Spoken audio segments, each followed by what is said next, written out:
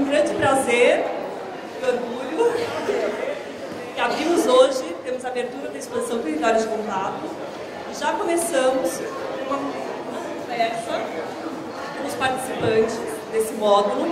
A exposição é dividida em 3 módulos. A exposição conta com a curadoria da Marta Bogeia e do Abílio Guerra. Amanhã a gente tem um outro debate e, sucessivamente, em todos os módulos a gente vai ter alguns debates. Só queria lembrar a todos que esses debates e essas conversas estão sendo gravados e eles vão ser disponibilizados no site do SESC e do Vitruvius. Então, depois, se alguém perder algum dia, que está no folheto, depois vocês podem vê-los na internet. Também só lembrá-los que, ao final da conversa, a gente vai ter um brinde ali fora, então todos convidados. E agora eu queria passar a conversa para a Marta, que vai começar. Gente, boa noite. Dia de abrir a porta da casa, comemorar os amigos. Obrigada por vocês estarem aqui. E antes da gente começar a conversa propriamente dita com a primeira dupla, né, desse experimento, desse módulo que aproxima o artista do arquiteto, Carl Guimarães, Marcelo Ferraz, Francisco Canu, Brasil Cultura. Eu quero agradecer, antes de tudo, ao Danilo, a confiança na aposta, lá na origem. A Elisa, a condução muito precisa, muito elegante e muito clara, todo o tempo, que permite que um projeto se realize num tempo justo, mais corrido, e consiga acontecer de maneira oportuna dentro dessa lógica. A equipe toda que está associada no SESC, aqui, nesse agradecimento, representados pelos técnicos que estiveram mais próximos da gente no cotidiano, que são a Sandra e o Rafael, e todos os coordenadores desses 2 queridos que fizeram o cotidiano ser um pouco mais leve, num tempo corrido, de decisões urgentes e de uma série de ajustes inevitáveis. Nem sempre aquilo que se começa se consegue resolver ou realizar no mesmo tempo que se deseja. Então, eu agradeço também ao Episcopo, ao Ivan e à Silvana Romana a coragem de enfrentar um percurso, às vezes, mais instável, que isso ainda seja uma oportunidade. E a equipe está muito perto da gente, do Abílio, de mim, o desenho elegante de Ana Helena, que pensam junto a condição desse espaço. A Luz do Bonfante, né, com o Rodrigo pilotando, acompanhando, resolvendo essa luz casa a casa, na oportunidade dela. O design gráfico da equipe de No Campo, com a Paula Tinoco, o Rodrigo e a Carol, um cuidado muito ajustado. Ao Sérgio Escamila, que nos cuida, coordena e organiza para que a gente também não se perca nos nossos tantos desvios, né, desejados e colocados. Acho que é isso. Eu passo a palavra ao Abílio. A gente tem um agradecimento final às editoras que generosamente permitiram que essa biblioteca fosse também ativada num curto espaço de tempo, que nos permita ver nesses autores um pouco, né, da conjuntura do que eles vêm realizando, uma produção tão intensa e tão vasta, e que a gente tem um pequeno ponto de contato com eles. Obrigada. Bem, a Marta agradeceu, espero que a maioria das pessoas, e eu aproveito para agradecer os que não foram agradecidos, que a gente se esqueceu, e eu gostaria de agradecer muito a Marta, que ela me convidou para travar esse diálogo e resultou na exposição. A concepção inicial é da Marta, a ela cabe quase todos os méritos, e eu entrei para tensionar e, de alguma maneira, dar uma ou outra opinião que possa ter contribuído para essa exposição. Uma das coisas que a gente mais queria é que tivesse um ar um tanto tranquilo, um pouco largado, como estamos aqui, que tivesse esse ambiente de discussão, daí até a presença da biblioteca, e que ao longo do tempo a gente pudesse voltar a discutir a arquitetura dentro de um campo ou outro, que não fosse apenas questões técnicas, dentro do âmbito da cultura e das artes plásticas. Então é um pouco assim que a gente começa o nosso debate. Como nós temos 2 áreas distintas, né? A princípio os autores aqui, os artistas, eles seria dispensável a apresentação, mas a gente achou que valeria a pena comentar rapidamente sobre eles. Cal Guimarães é um dos nomes brasileiros de maior êxito no cruzamento entre o cinema e as artes plásticas. Com produção intensa desde o final dos anos 1980, o artista tem suas obras em numerosas coleções prestigiadas, como Tate Modern, em Londres, o MoMA, o Guggenheim em Nova York, em São Francisco, o SEM em Madrid, que participaram de suas obras em importantes exposições em vários lugares, inclusive no Japão, na China, em Porto Alegre, em São Paulo, etc. etc.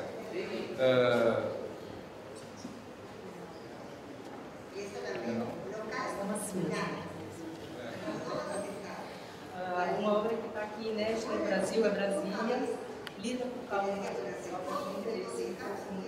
todos nós, inclusive para entender esse olhar para a Brasília que foi feito especialmente em 2011, eu no Bienal em Shenzhen, espero que seja essa pronúncia, com a Bienal de Arquitetura e Humanismo. O Cal estava comentando ontem comigo que esse ano ele está se dedicando à arquitetura, estava lendo os livros de arquitetura, a segunda exposição junto com arquitetos. Ele realizou vários longa-metragens, como Existo, 2010, Andarina, 2007, e participaram de festivais internacionais renomados como Locarno, na Suíça, Sundance, nos Estados Unidos, Cannes, na França, a Mostra Internacional de Arte Cinematográfica de Veneza, Roterdã e assim por diante. Aqui do meu lado, os dois arquitetos do Brasil Arquitetura. O escritório é dirigido por Francisco Panucci e Marcelo Ferraz, ambos formados na FAUSP no final dos anos 70. A obra do Brasil Arquitetura tem sido publicada em diversos livros e revistas. Isso aqui é uma amostra minúscula do número de publicações, e com destaque do número monográfico publicado pela Cosac Naif em 2005, que tem aqui um volume para quem quiser dar uma olhada.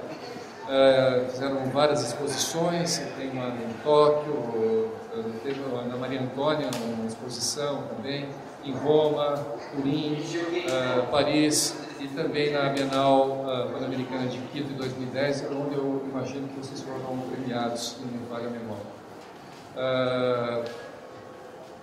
Os prêmios também foram selecionados para a Bienal Pan-Americana, inclusive estivemos em Medellín 2 anos atrás, junto com outros projetos de grande importância no Brasil, até do Álvaro Cis, em Porto Alegre, projetos do Lelé e o Museu do Povo de Lópolis.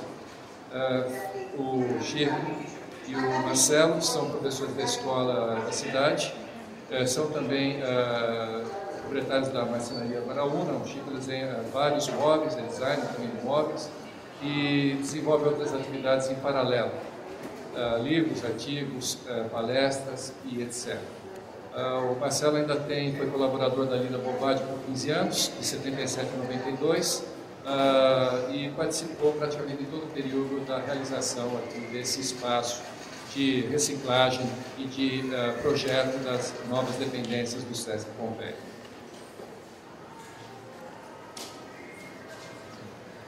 Temos a participação dos empréstimos de obras, agradecemos, tentamos acreditar isso, e temos uma participação especial do fotógrafo Nelson Bom, uma projeção, e também da Isa Griscom, que tem também um filme que está sendo apresentado dentro de uma dos pequenos auditórios.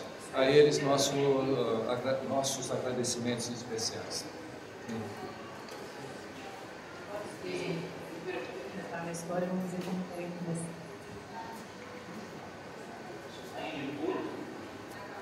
Bom, boa noite a todos. Eu estou impressionado com esse monte de gente assim. Muito legal. Nessa noite que a arquitetura aqui é apresentada pelo Abílio e pela Marta, em traje de gala. Arquitetura apresentada nos seus aspectos tangenciais aí com a arte, quer dizer, uma proposta, no mínimo, assim, corajosa, do ponto de vista da discussão que ela propõe, se arriscando a sair do solo firme, da terra firme, do discurso da análise racional da arquitetura, que é o que a gente está acostumado nas escolas e na maior parte das publicações, da discussão que se faz, e levando a arquitetura para um âmbito da cultura, do fato cultural.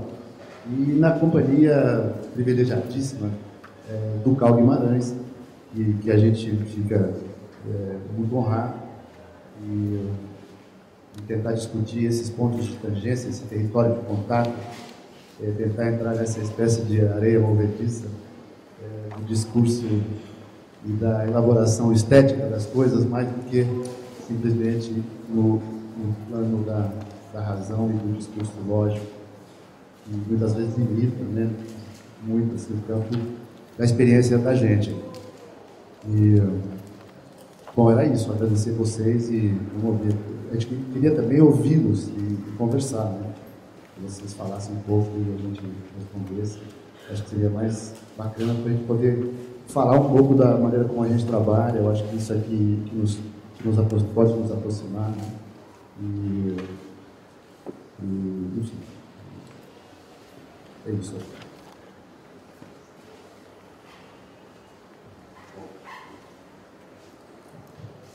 Bom, boa noite. Vendo essa exposição, a gente fica pensando, puxa vida, como é que a arquitetura, essa disciplina, essa arte, esse modo de fazer o mundo, de viver o mundo, de vestir o mundo, como é que uma coisa tão presente na vida das pessoas, em geral, tem mostras, exposições e anda tão distanciado e tudo mais, tão distanciado da vida, da própria vida das pessoas. A discussão da arquitetura. E aqui eu acho que vocês estão conseguindo quebrar um paradigma, porque é uma tentativa de longa data. Todas as exposições de arquitetura são muito chatas. As discussões de arquitetura acabam sendo chatas, são cifradas, são feitas para poucos, para iniciados. E aqui, talvez, nessa raspada com a arte, com o cinema, não que a arquitetura não seja arte, eu acho que também é, mas começa a virar uma linguagem comum, uma língua geral. Eu acho que isso é muito bacana, porque a arquitetura, em geral, você só consegue sentir, viver, vivenciar, experimentar, você entende experimentando. Mas aqui vocês conseguiram uma linguagem, um modo de mostrar muito amistoso, muito gentil, muito humano. Eu acho que essa é uma primeira coisa dessa exposição que vale a pena ser observada.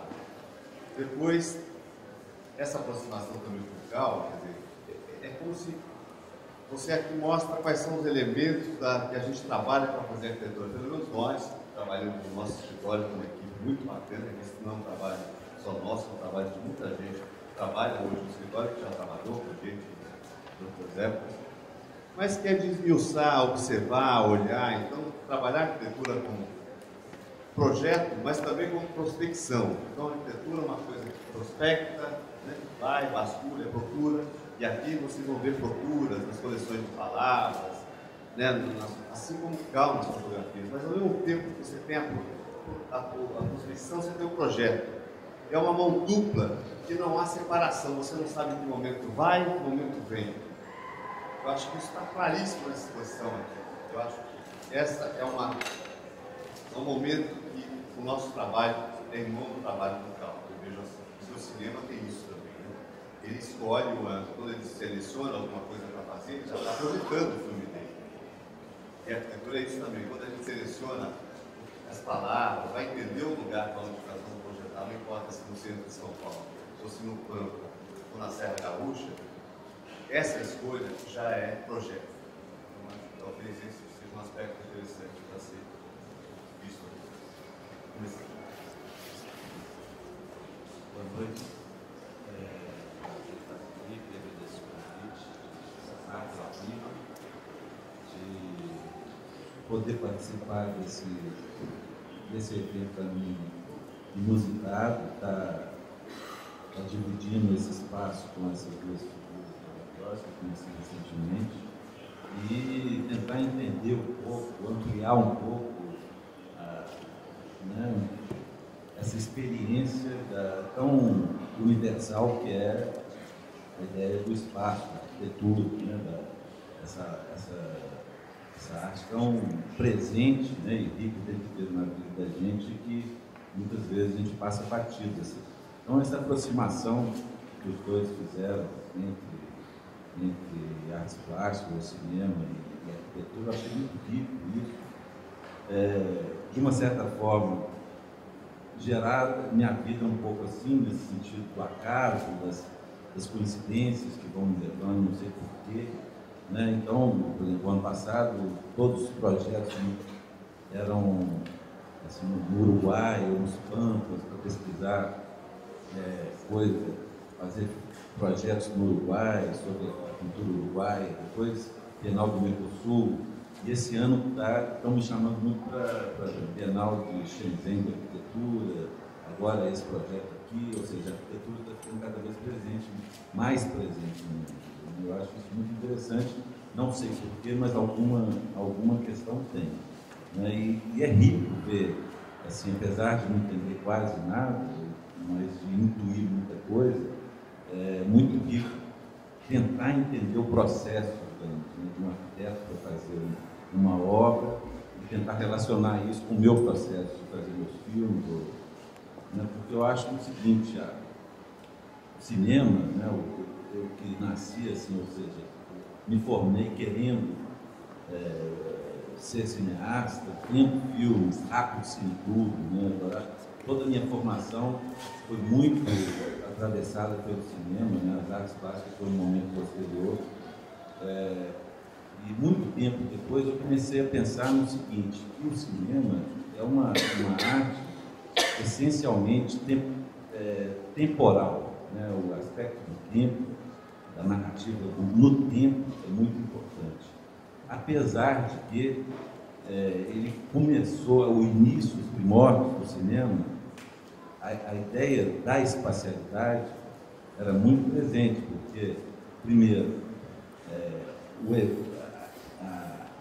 as obras filmadas eram como atualidades, né? Chegavam, filmavam o Pão de Açúcar, ou a Baía da Guanabara, ou a cidade de São Paulo, mandava essas pequenas obras para o exibidor, e o exibidor é que fazia a edição do filme, botava um depois do outro para projetar para a plateia. O lugar, o espaço onde era projetado, o projetor estava no meio da sala. Né? Então, muita gente, ao entrar na sala, ficava muito mais encantado com aquele objeto, emitindo luz e produzindo aquelas imagens, do que exatamente as imagens. Né? Então, existia, nesse tempo, todo mundo conversava, fumava, etc. e tal. Ou seja, existia uma ideia da espacialidade muito presente ainda, né, nos primórdios do cinema, que espertamente, não espertamente, mas a indústria um pouco tentou escamotear, digamos assim, essa ideia da espacialidade, apagou as luzes, escondeu o projetor, né, e o espaço, como que desapareceu para você entrar numa outra dimensão. Né? Hoje você percebe uma volta a esse primórdio, né, assim, com todas essas formas de exibição de imagens em movimento, né, você percebe nessa coisa do aparelho, do projetor, em qualquer lugar, hoje você vê imagens em movimento no seu celular. A ideia da espacialidade, né, para alguém que trabalha com imagem em movimento, é sempre presente. Você tem sempre que pensar nisso, apesar da minha dificuldade. Por isso que eu estou achando ótimo em estar aqui para um pouco dialogar com essa questão da arquitetura, que é essencialmente espacial. Né? E eu tendo naturalmente a fazer uma coisa mais clássica, no sentido de uma narrativa no tempo, né, de filmes onde eu tendo a preferir a sala escura e uma imersão numa outra dimensão, né, nesse tempo fílmico. Né? E é muito difícil para mim, é muito bom, por exemplo, às vezes trabalhar com arquiteto, com uma marca, que faz projetos de arquitetura para exposição e tal, para pensar junto essa questão de como colocar, como exibir, né, esse trabalho. Eu acho que isso é um ponto interessante de confluência, assim, pelo menos do meu trabalho, e uma confissão de uma certa dificuldade que eu tenho para lidar com isso, apesar das coisas que eu mais gosto de fazer é mudar de casa e decorar a casa. Essa ideia do espaço, para mim, é muito presente na minha vida. Mas eu tenho uma dificuldade muito grande em pensar resoluções, assim, que eu fico fascinado a facilidade de um arquiteto, assim, de eu olhar um espaço vazio e encher esse vazio de uma forma harmoniosa, não mesmo, né? Isso é um ponto interessante, eu acho, no começo de conversa, e além de tudo, assim, a surpresa e a identidade que eu senti com vocês, com o trabalho de vocês, que é uma coisa realmente né, que a marca pescou muito bem, a coisa do humano, ou até uma frase que eu li o texto seu agora, que você falou que é um processo de viagem, né? Você vai em busca de um lugar, mas não um lugar que você encontra o que você já esperava, mas o lugar que vai te oferecer alguma coisa. Parece que esse processo que vocês têm, assim, que eu acho que o arquiteto deve ter, esse confronto com a alteridade, né, com o outro, com a paisagem, você realmente tentar uma forma híbrida de você receber para você poder criar em si. Né? Isso eu acho que é uma coisa interessante, que está muito presente no seu trabalho, e no meu é o tempo inteiro esse processo, ele é, na verdade, a essência do que eu faço, esse desejo de me lançar no outro, né, na alteridade. Acho que é isso, depois a gente pode conversar mais.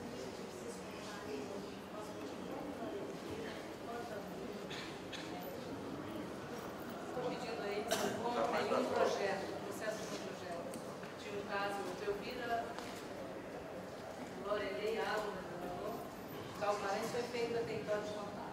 É a obra inédita que está aqui, a utilização do centro. Começa por eu ver, depois contem para a gente dos moinhos.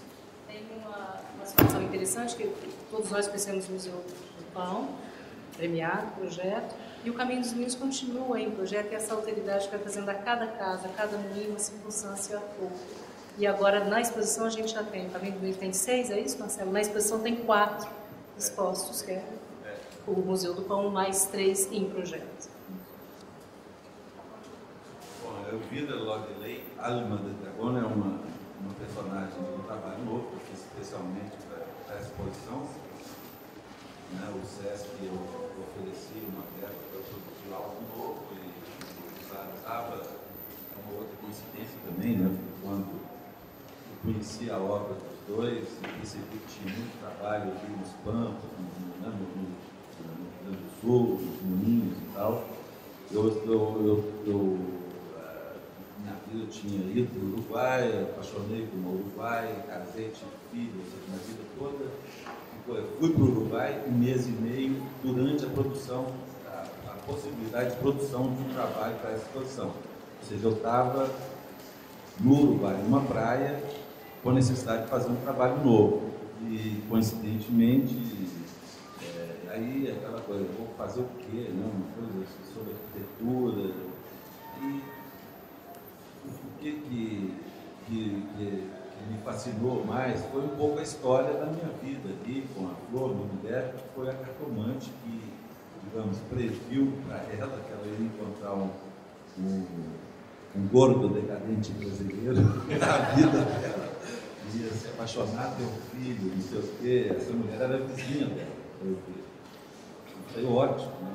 Um personagem potencial maravilhoso, completamente envolvente. E aí, chamei dois parceiros, né, o Som, Nelson e o Lucas, que é meu assistente, fomos para lá e em uma semana a gente ficou acompanhando essa vida dessa personagem, que é fascinante. Ela é uma cartomante de cartas gitanas, né, ciganas, e é uma cartomante completamente, digamos, fora do que eu imaginava ser uma cartomante, porque, na verdade, o ornamento, você imagina uma catarina cheia de ornamentos ciganos, panos e tal, não era bem assim a coisa. O negócio dela era muito sofisticado, tinha uma coisa pelo celular muito forte, né? Assim, atendimento pelo celular 24 horas por dia. Eu ficava impressionado com essa mulher, porque ela ficava o tempo inteiro escutando o problema dos outros. Né? O tempo inteiro eu estava conversando com ela, tocava o telefone e ela ficava, tal. Então, por exemplo, o filme começa com essa escuta, é uma pessoa que escuta. Né? Então isso é muito interessante, porque eu coloquei nos primeiros, sei lá, 5 minutos, ela no celular, só fazendo pequenos gestos, pequenas, emitindo sons, assim, de estar conversando com alguém, né? Que isso, que diabo de mulher é essa? E depois você vai ver uma cartomante, ela está lá preocupada e dando conselhos para outra lá, que perdeu o marido, não sei o quê, como é que quer arrumar um namorado, ou outro que está sem trabalho. Ou seja, eu fiz um novelão, assim, parece então um filme meio interessante, porque eu acompanhei essa personagem com os clientes, né, assim, no interior, viajei com ela, ela vai a uma cidadezinha, faz ela chama de uma limpeza astral, de energia, limpa a casa do rapaz lá, e depois abre as cartas para ele, e tem um outro personagem também, porque é muito difícil você estar envolvendo aí com a vida do outro, né, assim. Então foi difícil as pessoas aceitarem, expor, né, a sua vida particular para um filme, né?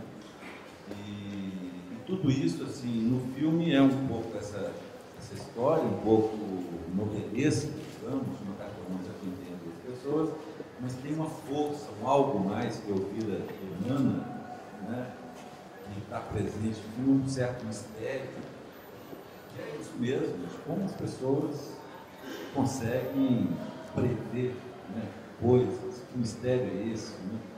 Não tem aí tem toda a ideia da mentira que é o cinema, né? Tem cenas, por exemplo, de que ela está soprando um copo, na verdade, ela sopra um copo, meu filho estava com soluço, então tem toda uma reflexão de que ela, quando pega um copo vazio, sopra o copo e para de soluçar, põe assim, ele virado de cabeça para baixo.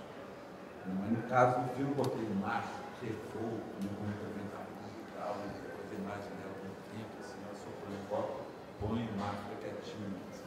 Ou seja, um exagero, né? Ou seja, essas coisas, essas possibilidades, né, que nos dá essa arte da mentira, né, que é o cinema. Não importa se é verdade ou se é mentira, o que importa é ser expressivo, digamos assim. Não sei até que ponto a arquitetura permite essa brincadeira. Agora, então, um desafio da supervite, que a gente também brinca, de certa maneira, com a arquitetura, ao fazer arquitetura, não com a arquitetura, ao fazer arquitetura, e a gente se diverte muito, às vezes até, eu chego a dizer que a gente é muito egoísta, que a gente está o tempo todo tirando prazer do nosso trabalho. Né? Faz o trabalho, mas está se divertindo também, prazer, está se aborrecendo muitas vezes, mas e nesse caso, o foco que a Marta vai contar do Museu do Pão, uma história que eu acho que quase muita gente conhece, mas rapidamente. Fomos passear uma vez na Serra Gaúcha, depois, não na Serra Turística, depois de Bento Gonçalves, onde já não tem turismo, na região do Alto do Vale do Taquari, convidados por um amigo que vivia lá, não está mais lá, mas eu fui, um desses amigos que a gente não entende, mas que são maravilhosos, é o Manuel Tonguinho, sempre dizia, tem que vir para cá conhecer os moinhos. Eu não imaginava como eram esses moinhos da imigração italiana, essa coleção de moinhos. E chegamos lá, vamos visitar um moinho, outro moinho, tal, alguns abandonados, muitos abandonados, e uma venda, ele dizia, não, vai ser vendido, vai ser demolido, uma coisa construída 100 anos atrás, com madeira, pelos imigrantes italianos. Quem assistiu o Quadrilho, o resumo da história é aquela do Quadrilho. O italiano chegava aqui, morrendo de fome, do Vêneto em geral, quando construía um moinho, podia ficar e fazer sua comunidade. Porque ali tinha comida, tinha a farinha, o pão para comer. Então, aquela historinha ela se repetiu na imigração italiana do Rio Grande do Sul em muitos lugares, eram mais de 100 mil. Hoje ainda existem muitos. E aí lembramos, puxa vida, vamos recuperar isso, vamos criar um caminho ruim, vamos criar, fazer a festa do pão, e aí começou essa brincadeira, que tem um pouco a ver com a maneira da Linda trabalhar aqui, né? Vamos pensar na festa já antes de fazer o projeto, e aí o projeto já vai sair meio recheado, já vai sair habitado, já vai ser humanizado. E essa brincadeira de fazer esse projeto foi um grande prazer. Primeiro, com um projeto que não teve cliente, fomos nós mesmos. Conseguimos 100 mil reais com a Nestlé, que deu para comprar um moinho, comprar um terreno do lado, um outro terreno. Fizemos um estudo, fomos atrás de mais dinheiro, aí foi uma coisa de captar recursos aqui e ali, pouco dinheiro. E a obra saiu do Museu do Pão, uma mixariazinha, assim, uma coisa pequena. Hoje faz um sucesso que a gente até se surpreende, não entende por que tanto barulho. Talvez por isso, isso é uma coisa feita com muito envolvimento e aprofundamento na comunidade. Mas uma história interessante é que a gente mexeu, foi polir, né? Como nós mineiros, aliás, somos 3 mineiros aqui. E fomos polir ali um lugar que estava parado, uma cidadezinha de 4.500 habitantes, no Moinho Velho. Então, vamos recuperar esse moinho. Aí chegavam os saudosistas, os velhinhos, e no tempo do meu avô, isso era uma maravilha, e assim a farinha era boa, blá, blá, blá. A gente dizia, bom, legal, mas no tempo do seu avô já foi. Se for fazer no tempo do seu avô, não vai entrar um jovem, uma criança, vai olhar para a velharia para fora. Então aí a gente começou a fazer um programa, inventar um museu do pão, uma escola de padeiro, confeiteiro, tudo isso foi uma invenção que é papel do arquiteto, apesar das pessoas acharem que não, nós temos que montar esse programa. Temos uma coisa moderna, o prefeito vinha falando, conseguiu projetar ali um museu no mesmo estilo do Moinho Velho, tentando fazer justamente para valorizar o velho, não para destruir o velho. E isso que a gente foi lutando com essas coisas o tempo todo, que a gente ia falar, reuniões com o prefeito, o padre e tal. Eles diziam assim, não, porque nós italianos, porque nós italianos, porque nós italianos, eles se acham italianos, porque falam o dialeto vêneto. Todas as pessoas falam, as crianças, o dialeto vêneto de 100 anos atrás. Ou seja, se chegar falando hoje no vêneto, já é uma língua não registrada, então não escrita, então isso vai mudando. Mas acham que são italianos. Só que nasceram aqui e nunca foram à Itália. E a gente sempre dizia, não são italianos, são brasileiros, são fenômenos brasileiros, essa mistura é brasileira. Não, porque nós italianos, porque nós italianos. Um belo dia, numa dessas reuniões, na sala do prefeito, o padre fala com sotaque, nasceu ali. Todos tomando chimarrão, passando a cuia. Olha, prova de que vocês não são italianos é que vocês estão tomando bebida de índio, guarani. Aí ficaram chocados, assustaram com a história.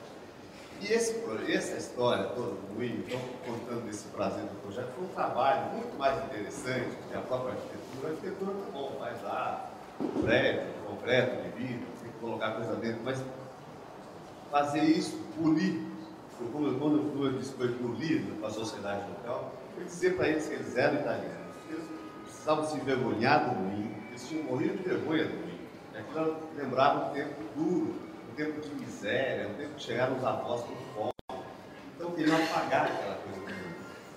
Então o trabalho da gente foi transformar, quer dizer, tentar trabalhar com eles, a transformação de um símbolo de sofrimento e dor, como essa fábrica foi símbolo de sofrimento, gente que trabalhou, que se machucou aqui, que respirou fumaça, ficou no calor do fogo, fazendo linha de montagem e tal, numa coisa de lazer. Então foi um pouco isso lá para dizer, olha, esse moinho pode ser uma ferramenta para o futuro, e não mais uma lembrança do passado duro. A lembrança é importante, não deve ficar, mas mais do que essa lembrança, essa ferramenta de ação para o futuro, trazer a criançada, fazer escola de padeiro e tal. E num certo momento, dentro desses anos de construção do museu, esse meu amigo de lá, já tinha morado na Itália, conhece bem a Itália, falou, vou fazer uma viagem com essas pessoas. E pegou 18 pessoas da comunidade prefeitos que podiam pagar, organizou uma viagem para a Itália, para conhecer a Itália que eles tanto falam nunca foram. E fez comprar a passagem da TAP, pela TAP e a Lisboa. E eles foram então para Roma e depois para o Vêneto, para conhecer a cidade irmã, né? Essa coisa de cidade irmã, Vêneto e tal. Mas antes pararam 2 dias, 3 dias em Lisboa, depois foram para Roma. E em Roma, de manhã cedo, esse meu amigo que fuma muito foi fumar de madrugada fora do hotel, no centro histórico. De repente vê sair aquele bando de gaúcho, de gaudério, de italiano do Brasil. Ele chorando e tal. E o que aconteceu? Botaram a gente para fora do hotel, botaram para fora do hotel. Mas como? Não, botaram para fora. Ele foi lá tirar satisfação do porteiro. Não, estava aqui, iam fumar narguilé, iam fumar maconha aqui dentro, haxixe, não. Iam tomar o chimarrão. Então já levaram. O primeiro dia de Roma foi um tranco. Na Itália, que eles adoravam, já levaram um tranco. Foram botados para fora. Aí começou. Arroz duro, macarrão duro, ao dente, e aquela coisa bem cozida. Não se entendiam, falavam o italiano deles, ninguém entendia. Os outros deles, a mesma coisa, nem o dialeto entendia. Começou a ficar uma viagem aborrecida, cansados, eles sonhando com a Itália deles, que aqui não dá, né? Vieram embora, mas chegaram aqui, falaram, é aqui que é o negócio, está tudo caro, Deus, aquela confusão.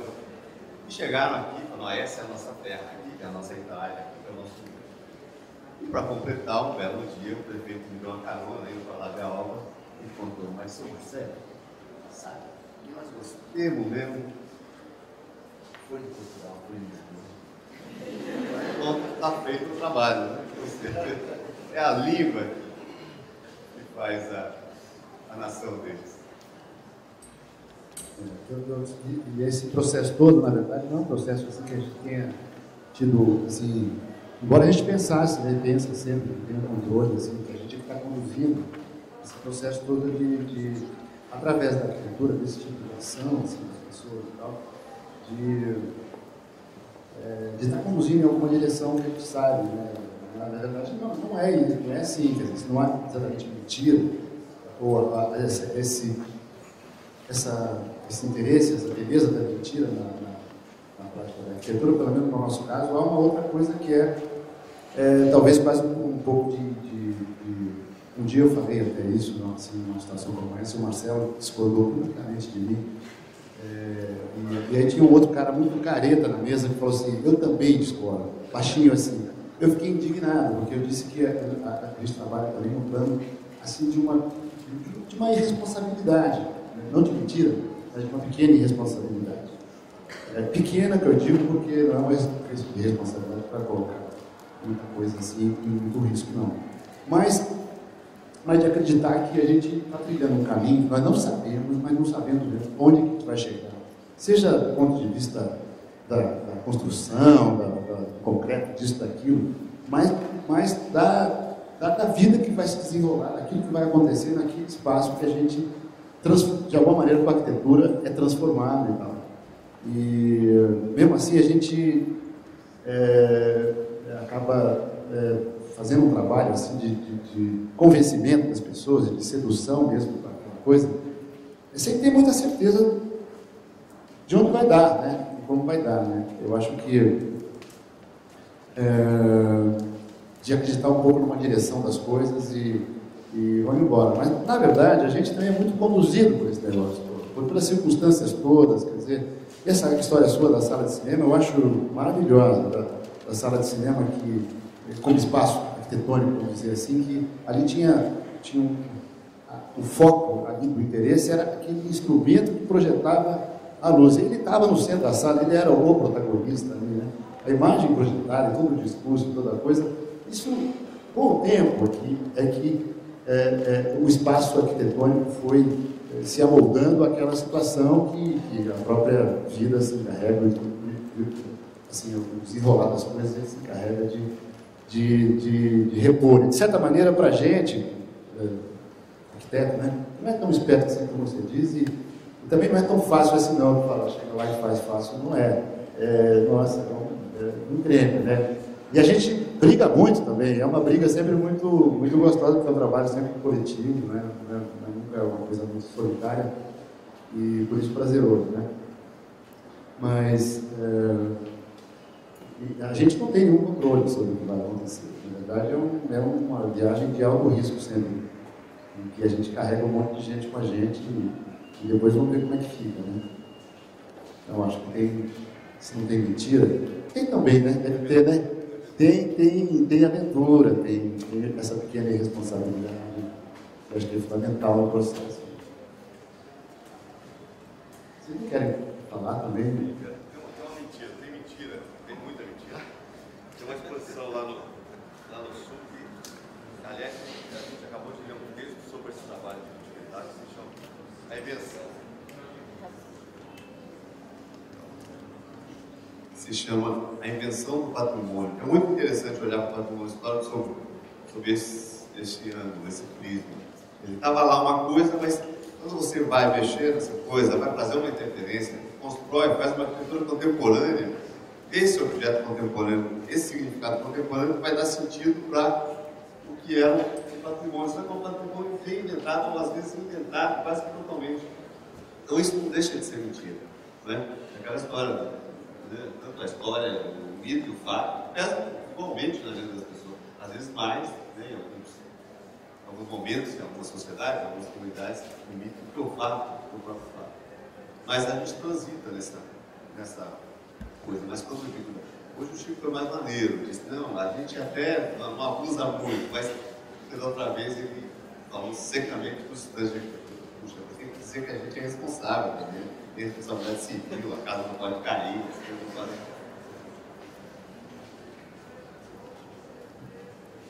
Acho que talvez antes de passar para as perguntas gerais, uma coisa egoístamente aproveitando o lugar aqui da conversa, eu queria ouvir, porque, de certo modo, esse módulo nasce heritário de um pensamento muito sofisticado, que conseguia sintetizar uma abordagem que eu apenas tangenciava em um momento em diálogo com a Bíblia, já naquele momento que eu trabalhando no texto de arquitetura e levava para o texto do Contra, que ao falar das fotografias que o Marcelo traz para as casas rurais da Serra da Mantiqueira, reconhece algo muito humano, além de belo. Isso foi fundamental para compreender aquilo que eu bordejava e não conseguia precisar. Foi bonito, porque isso já deve ter feito 3, 4 anos, desde tem tempo. No momento daquela leitura, eu lembro de comentar com a Bíblia e me dei conta de que aquela frase caberia tão bem também em uma tradução dessa aproximação que a gente tenta fazer com o trabalho de Paulo Mares.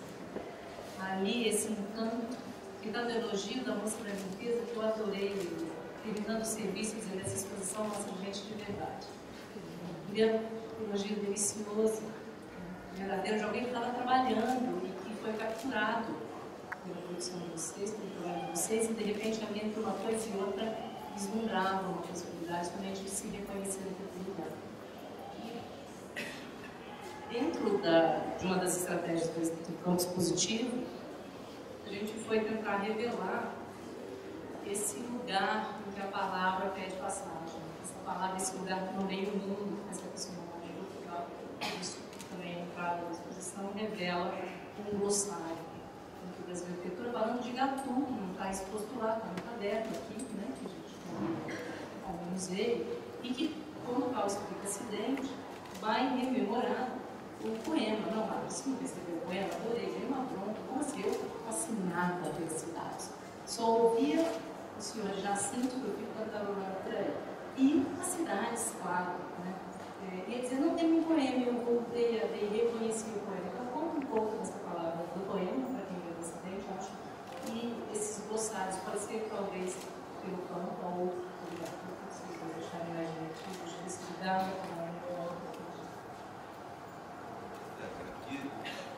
Aqui tem dois trabalhos meus que têm essa palavra muito forte, que é o acidente e o coletivo que está ali atrás, uma televisãozinha. O coletivo é uma brincadeira assim, com nomes de bairros, que são nomes de gente, né? Tônio, Cida. E eu fiquei filmando esses nomes, em Super 8, preto e branco à noite. E aí desaparece o ônibus e fica o nome, né? São esses nomes que levam gente para bairros que são nomes de gente. Né? Então, é um poema de nomes passando no meio da noite, né? Chama coletivo. E o acidente é um filme bem simples, um vídeo bem simples, silencioso. E o acidente é uma outra história, porque começou a partir de uma brincadeira, digamos assim, esse fascínio pela ideia de nome, pelos nomes, né, das coisas, levou eu e o Pablo, um amigo meu, e nomes de cidades, né? Minas Gerais parece que são 800 e tantas cidades. São nomes extraordinários, tem cada nome mais absurdo. Você olha para a parede ali, por exemplo, que são nomes, vocês colocaram nomes, são palavras, ali mais do sul, ali mais da região mineira, né? Bahia, né? De mineração. Mas em Minas tem cada nome de cidade muito interessante. Então o que eu fiz? A gente pegou no IBGE, baixamos assim, todos os nomes de cidades mineiras, elegemos assim, umas 200 que a gente achava mais interessante, imprimiu, recortamos cada nomezinho, espalhamos numa mesa grande e começamos a compor poemas pequenos poemas com esses nomes de cidades.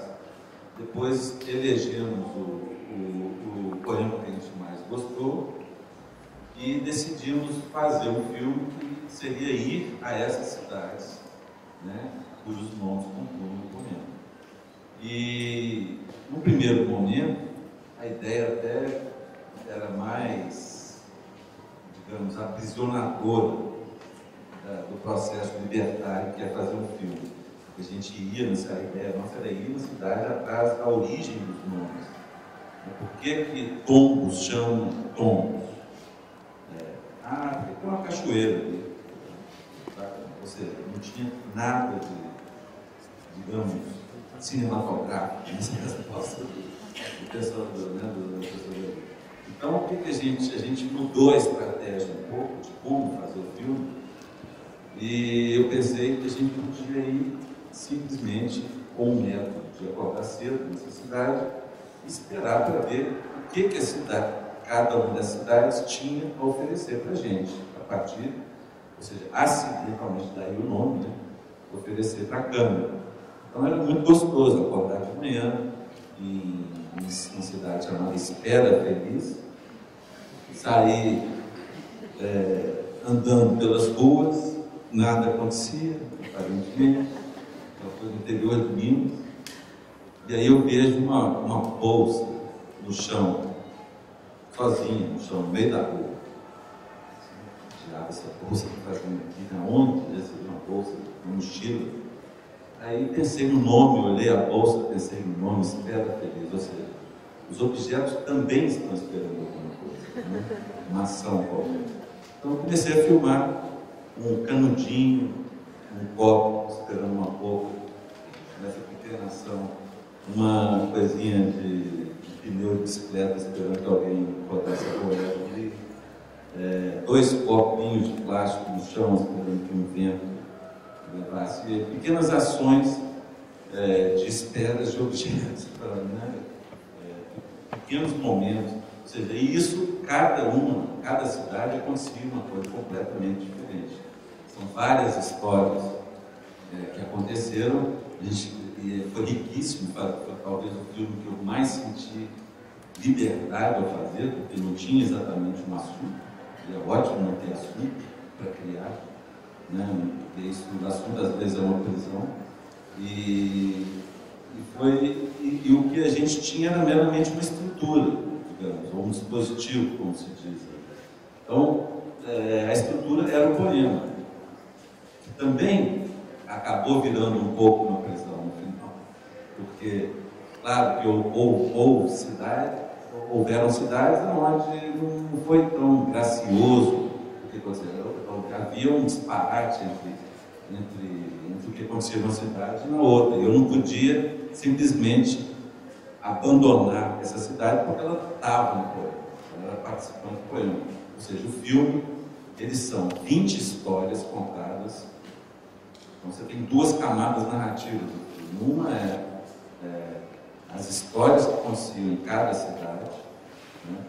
E enquanto cada cidade ia acontecendo isso, formando um poema que no final do filme você lê ele inteiro. Então foi muito gostoso fazer um filme, porque justamente partindo nessa brincadeira com nomes de cidade, surgiu um filme onde você tem uma gama enorme de linguagens, né? E cada cidade realmente, às vezes era uma madrugada numa cidade onde nada acontecia, ruas vazias, silenciosas, outra vez eram umas meninas falando o tempo inteiro para frente da câmera, outras vezes era uma velhinha simplesmente dobrando um lenço e falando que não lembra de mais nada, que vai ali no quarto, chega lá, já esqueceu o que ela vai fazer lá. Ou seja, pequenos momentos poéticos que aconteceram acidentalmente para a gente. Né? Então, foi isso, o acidente é basicamente isso.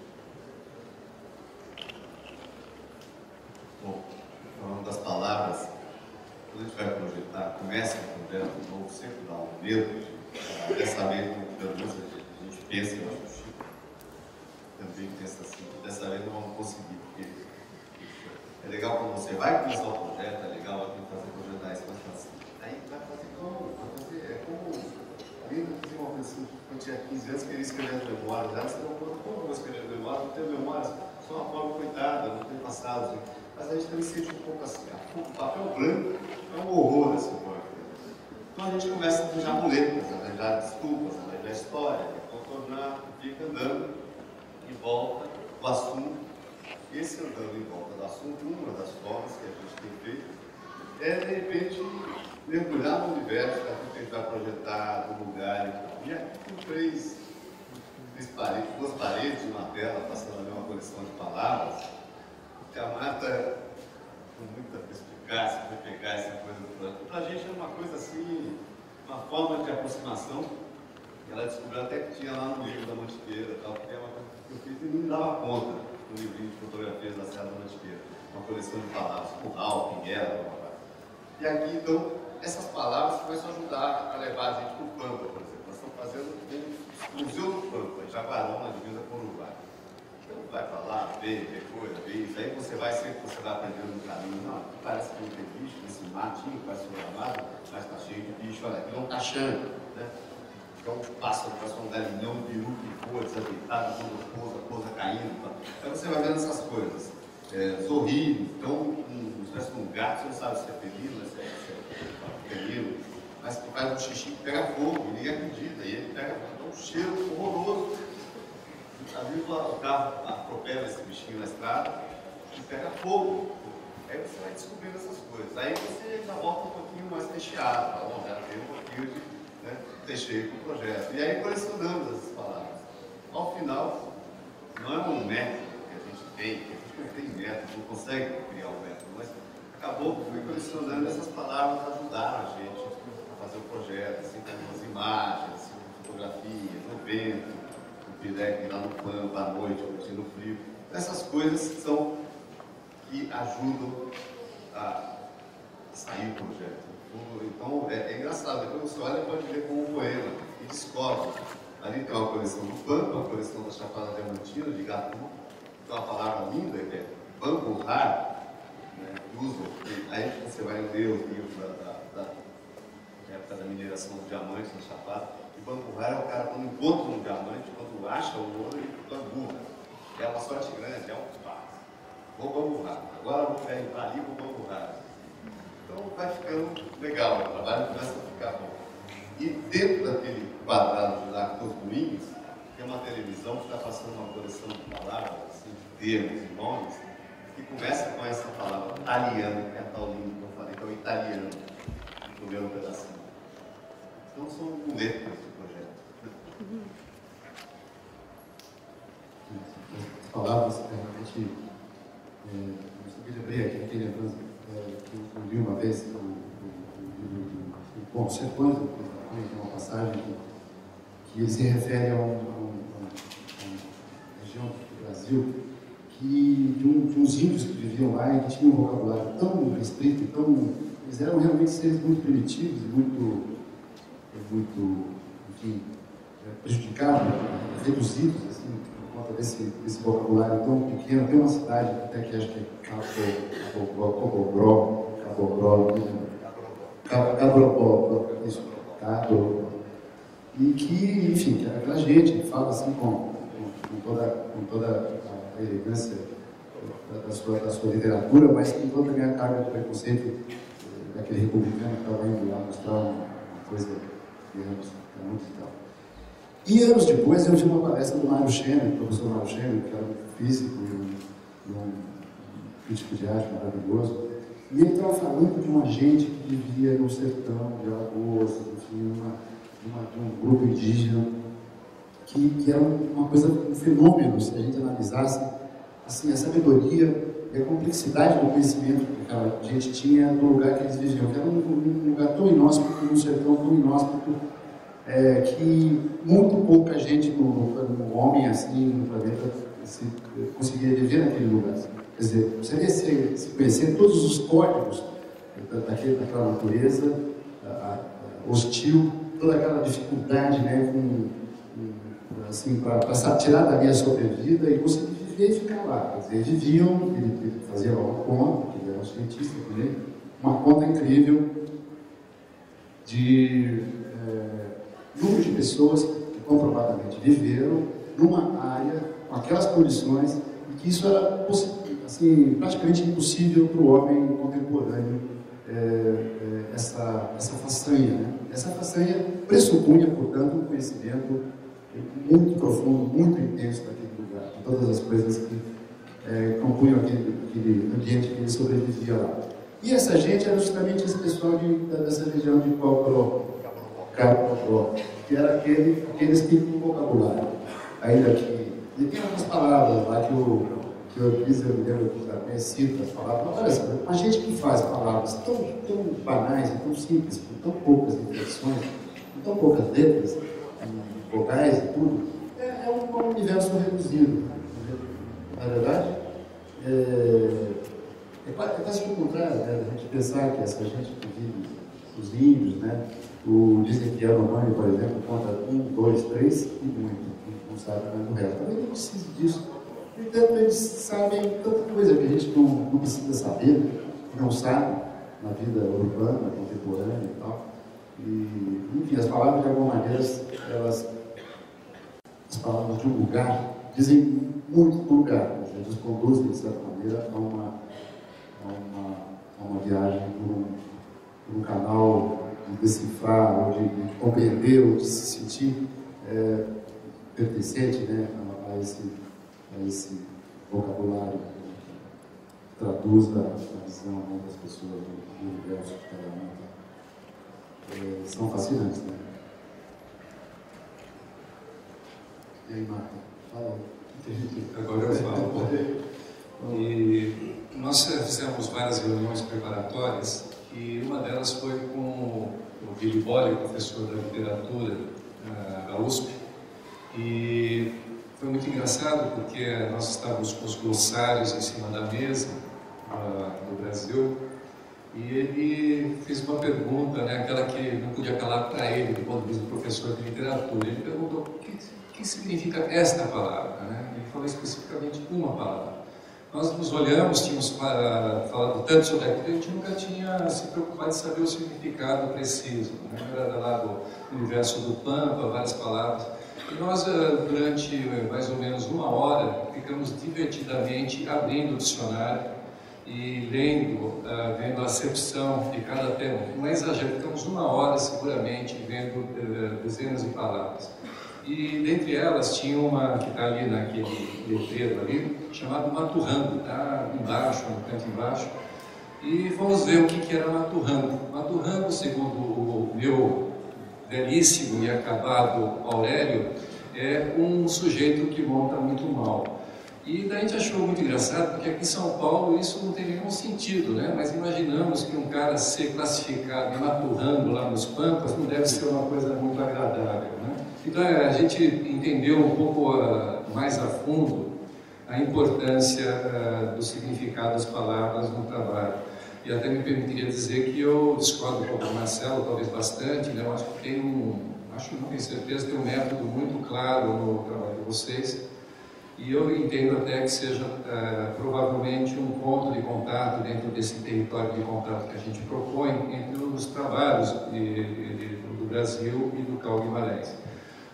entendo que nesse mundo atual de tanta sofisticação dentro do sistema de produção das obras de arte e arquitetura pensada como tal, nós temos uma divisão muito grande do processo, não só de concepção, mas também de feitura.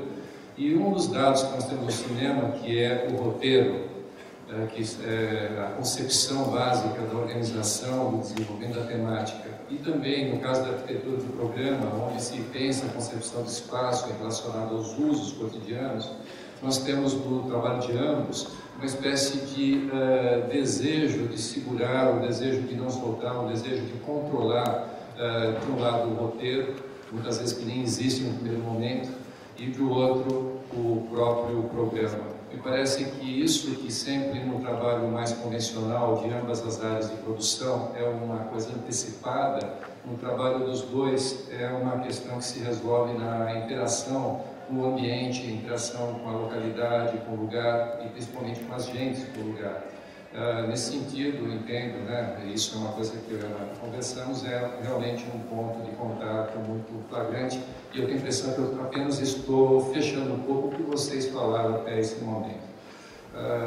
Agora seria legal também a gente deixar vocês falarem um pouquinho, né, e se alguém quiser, só a gente passa o microfone.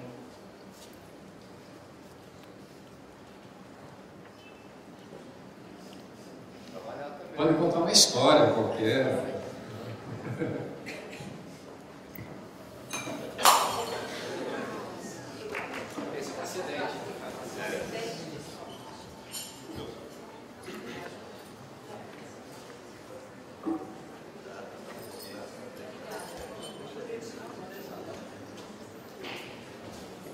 Oi, boa noite, eu sou o Pedro e não foi muito sobre o que você estava falando, mas eu estava visitando a exposição e acho que tem muito nessa relação entre o Brasil e o Cal, do ser que se coloca num espaço e ele, às vezes ele é querido, às vezes não, né? O Cal fez o Existo, né, que é sobre isso, né, o Maurício Nassau, o cara que está colocado ali em Recife, e muitas das casas que estão aqui também são isso, né, a colocação. Para o Brasil, eu queria perguntar, de fato que não tem método, mas assim, vocês acreditam que quando vocês inserem essa casa, a intenção é deixar bem claro o que vocês fizeram e o que vocês não fizeram, aquela casa que não se distancia, mas independente, não sei se independente, mas deixa muito claro o que vocês fizeram ou o que não, ou não, a estratégia de vocês é sempre uma coisa mais, uma casa que se camufla e que se coloca de uma maneira sutil, de uma maneira, enfim. Essa pergunta é muito boa, assim, porque a gente tem refletido muito sobre isso. Eu falei até para o Chico outro dia que estou querendo preparar uma palestra que começa com o Museu Lúcio Costa nas Missões. Quem já foi para as Missões, São Miguel, lá no Rio Grande do Sul, vai visitar o museu que o Lúcio Costa projetou em 1938. E você, aparentemente, é aquela coisa. Primeiro que é difícil ver a arquitetura com fotografia, filme e tudo mais. O filme vai tentar um pouco mais, dar conta um pouco mais. Mas você indo para lá, você vai ficar chocado, porque aquilo que você via nas fotografias, o museuzinho e a ruína lá da igreja, do convento, mais atrás, você achava que tudo fazia parte da mesma coisa, porque é feito com a mesma pedra, da mesma coisa e tudo mais. Mas você se depara ali com o Lúcio Costa, que pega um patrimônio fantástico, realmente um monumento da humanidade, ali você vai sentir uma coisa grandiosa, né? Essa valer do patrimônio, o peso. Você sente que ele fez um museu e em algum momento, não, isso está camuflado, como você disse, porque usou pedra de barro, pedra da mesma cor, colunas que, segundo ele, copiavam as colunas da varanda do museu. Ele encontrou uma coluna antiga e com essa coluna antiga ele copiou, fez todas as outras e fez a varanda do museu. Só que ninguém sabe se é verdade, ninguém sabe qual é a antiga, porque estão todas iguais. Ninguém sabe se ele inventou essa história, mas essa coisa é mentira. Arquitetamente, então. Então, e o que importa? E aí você encontra uma planta desse museu que podia ter sido feita pelo Luiz Van der Rohe, quer dizer, uma coisa racionalista, fantástica, com caixilhos de ferro, mais moderno, que podia ser feito em 1938, um espaço absolutamente contemporâneo, modernista, e você fica chocado, falando, mas o que ele está fazendo comigo? Está brincando? Quer dizer, então ali, naquela obra, daria para você encontrar várias posturas, do ponto de vista do trabalho com o patrimônio histórico, da intervenção no patrimônio histórico. Uma hora que está camuflado, uma hora que está contundente, né, arrebentando, claro que é novo, e todas as nuances estão por ali. Eu acho que nesse projeto da gente, a gente tem feito muito projeto que tem essa interface com o patrimônio histórico, esse diálogo, acontece muito, acontece em todas essas posturas. Em algum momento o arquiteto tem que desaparecer, tem que sumir, tem que ser como contra-regra do teatro de Kabuki, sabe? Veste de preto, vai ali, passa, mas você não vê, está na sombra. Tá. Em outros momentos não, tem que aparecer, tem que ser forte. Aqui no SESC, nessa obra, a gente tem as duas situações. A ruazinha singela, com as pedrinhas que você não sabe se foram feitas, essas canaletas, por nós, quer dizer, com a Lina, ou se já estavam aí, não importa, podia ser antes ou não, mas foram feitas por ela. E esses prédios estão aí gritando, esses monstros, né, de concreto, com essas passarelas, essa coisa que grita. Então, isso é muito interessante. Não há, eu acho, nós acreditamos que não há regra e não há esse dogma de ir por aqui ou por ali. Só para contar mais um caso, no Museu do Pão, no moinho, nós restauramos um moinho antigo. E o que era o depósito de sacaria, então falou, o moinho vai funcionar, vai fazer farinha, depois, só que não precisa de todo espaço. Então tinha um espaço que depositava um saco de milho, fechado, só com uma porta para encostar a carroça. Então, não, ali a gente faz uma bodega, faz um boteco, faz um lugar bonito e tal, para as pessoas fazerem festa. Então, mas a bodega tem que ter janela, não pode ser um lugar escuro, está dentro de uma cafu. Então vamos botar a janela aí, ótimo. O que vai fazer? Então, é aquela coisa, você não, uma janela nova, para se diferenciar, para não confundir o antigo, não. Então botar um blindex ali, grita na cabeça quando você pensa em botar um vidro. Daí você faz aqui, ali, pensa em 200 coisas e descobre que esse moinho de 1910 foi reformado inúmeras vezes, virou casa, teve época que morou uma família, a escada era na frente, depois a família mudou, veio outra família, a escada foi para trás. Ele veio sofrendo um monte de transformação ao longo do tempo. A gente falou, vamos fazer uma coisa? As mesmas janelas que nós estamos fazendo para restaurar o moinho que já foi casa, vamos pegar, fazer mais uma assim e botar aqui nesse pedaço, e essa bodega fica com as janelas. Ninguém sabe. E ninguém sabe se essas janelas estavam lá ou não, quem vai lá hoje. Essa historinha é só para ser contada assim. Mas foi uma postura, de repente é falso. É falso, as janelas não estavam lá, só que a bodega também não estava lá. Então está óbvio que a bodega é nova e a janela tinha que estar aí para ventilar, iluminar e abrir a vista. Essa postura que a gente tomou, um dia eu fui fazer uma palestra em Pelotas, tinha passado por lá um professor italiano que tinha visitado o moinho. Eu cheguei e começaram a dizer, ei, Cinque Finestre, seu apelido aqui agora é Cinque Finestre, 5 janelas. Eu falei, por quê? O professor italiano está indignado. Se vocês fizeram uma heresia, botaram janelas novas no moinho velho, e imitando a antiga. Mas funciona. Isso é que importa. As pessoas que vão na bodega, hoje as janelas estão bem, são úteis. E aquela história, o que é verdade, o que é mentira, só chamando quem? Próximo Nelson.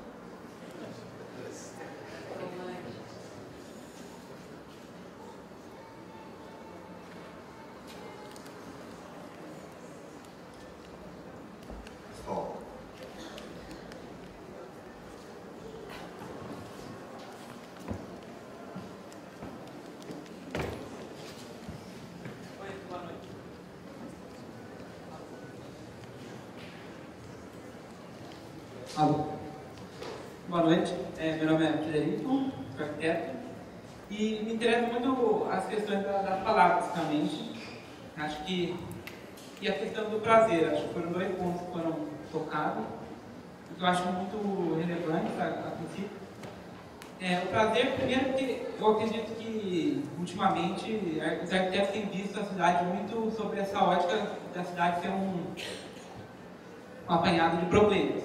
E que a gente tem que solucionar os problemas, logo o programa vira uma lista de problemas para solucionar, e a arquitetura vira uma solucionadora de problemas. E por outro lado, eu acredito que dá para a gente pesquisar a cidade, da maneira de como as pessoas têm prazer através dela, e talvez como reproduzir, ou como garantir que eles aconteçam, ou como viabilizar novos prazeres, como já foi dito. Então, a minha pergunta é um pouco... eu comecei também, eu gosto muito das palavras, realmente, e algumas palavras arquitetônicas, como rua, terreiro, barracão, a própria favela, que no português, a língua portuguesa é uma feliz aglutinadora de sentidos, e a arquitetura também, através desses nomes, o pátio também, eu acho que é outro importante, conseguem sintetizar esses gestos de prazer e, ao mesmo tempo, um sentido espacial para a arquitetura. Então, minha pergunta é um pouco como essas palavras que vocês saem pelo Brasil juntando, elas servem um pouco para a cidade, já que vocês estão aqui, o escritório aqui, vivem aqui e constroem aqui, como elas enriquecem a experiência de arquitetura na cidade, e quais palavras, ou se existem algumas palavras ou esses gestos que vocês encontraram na cidade. Eu sinto que às vezes para a gente que está aqui na metrópole é mais difícil encontrar as palavras aqui do que caçá-las como estrangeiro em outro lugar, que eu acho muito enriquecedor. Boa noite.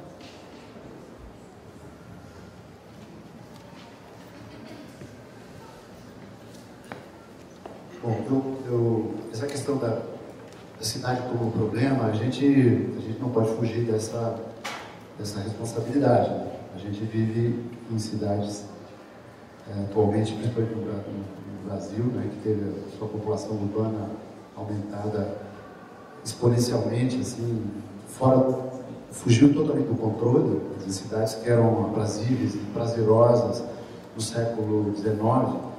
Todas quase as cidades, né, eram lugares tão arrumados, as pessoas eram tão civilizadas. Hoje virou essa loucura aqui, que são as cidades brasileiras, não só no Brasil, em todo lugar, né? E a população do planeta, na verdade, hoje é muito mais urbana do que rural. E a cidade acaba traduzindo as imensas contradições, provocando muito mais sofrimento para as pessoas do que o prazer que a cidade deveria proporcionar. A vida em conjunto, né, compartilhada, deveria proporcionar. E a impotência, quase, a impotência diante da força que esse processo de inchaço das cidades aconteceu por parte do poder público, por parte daqueles que pensam a questão urbana, às vezes até distorce um pouco a visão e provoca até uma visão da cidade como uma entidade abstrata de fluxos, enfim, de movimentos, fluxos, eixos organizativos, geometrias e coisas assim, e cada vez a gente vê, talvez, distante, com muita distância, por parte daqueles que pensam a cidade, que atuam e que definem como é a cidade, disso que você colocou, quer dizer, da questão das palavras e as palavras traduzindo a convivência, a aproximação, o diálogo, o contato das pessoas e o prazer de estar junto e de estar convivendo nesse espaço coletivo de relações, de onde surge tudo que o homem cria, na verdade. Quer dizer, a cidade é um artefato incrível, talvez um daqueles mais poderosos e complexos e ricos que a humanidade inventou ao longo da história da civilização. De certa maneira, como já muitos filósofos já pensaram nisso, a gente até compartilha uma conversa do Heidegger, enfim, que no fundo parece que a gente que viver a experiência da vida, na verdade, é a experiência da construção da nossa casa aqui no planeta, né? da nossa forma de habitar, né, o planeta. E a gente parece que como movimento social, parece que se distancia dessa perspectiva, o que nos aflige muito. Então, às vezes, tentar caminhar nessa direção é ir um pouco contra a corrente. Não é muito fácil, difícil. A gente tem que, às vezes, fazer, como o Marcelo disse aí, a quinta finestra, né? Fazer coisas desse tipo. A gente tem uma experiência agora, aqui mesmo na Praça das Artes, que as fotos aparecem ali, numa discussão que demorou meses sobre a Praça das Artes. É um conjunto edificado novo, mas que no meio dele tem um edifício histórico, tomado pelo patrimônio histórico, o antigo Conservatório Dramático Musical de São Paulo, que na verdade quando surgiu era um hotel, depois ele foi se transformando, ele se transformou numa sala de concerto, depois mais tarde foi aproveitado para o conservatório, sofreu sucessivas reformas e repinturas e tudo mais.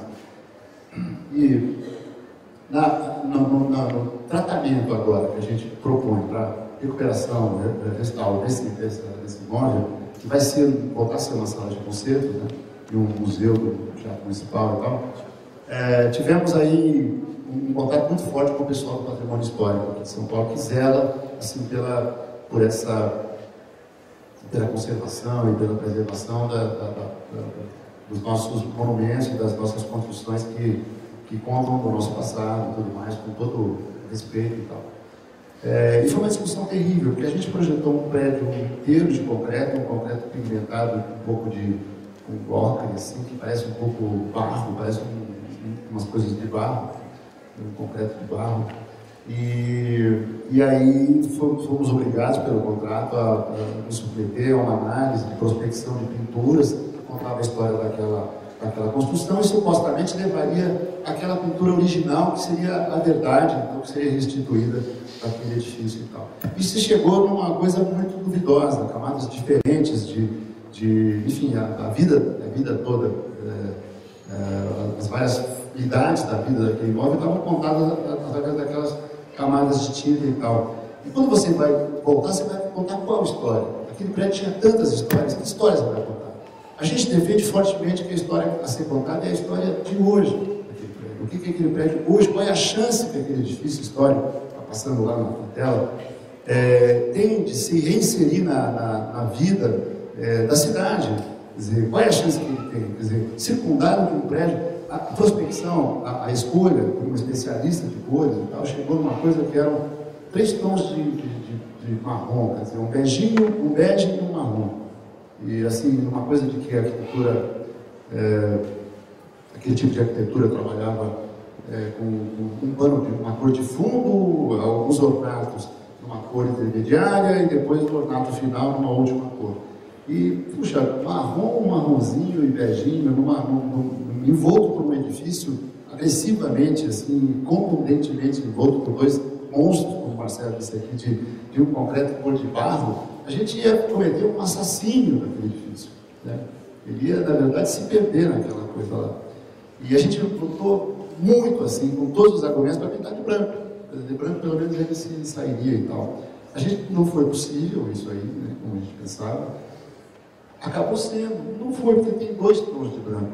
Tem um mais sujinho, tem um menos sujinho e tal, para que fosse atendida aquela coisa da arquitetura. Estou contando aqui, não devia ter contado, vocês olharem nessa vez que está branquinho lá. Mas, de certa maneira, é um pouco um esforço nessa direção, de tentar restituir uma certa calor, uma certa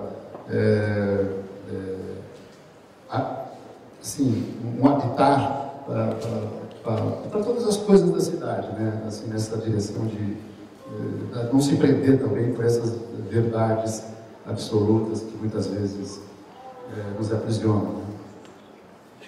Eu achei muito boa a provocação dele. Quando então, né, nesse universo urbano que a gente está tão instruído, como é que a gente se faz estrangeiro?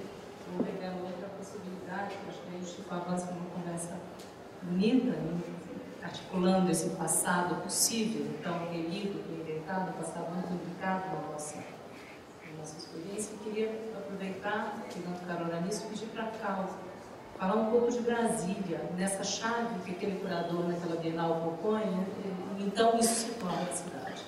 E aí as primeiras imagens, não sei quem pôde ver o filme, né, de abertura, esse momento em que vem essa Brasília abstrata, muito branca, estourada, colocada com uma intensidade desses brancos, tão brancos dessa paisagem arquitetônica que ficou tão incrustada na nossa retina.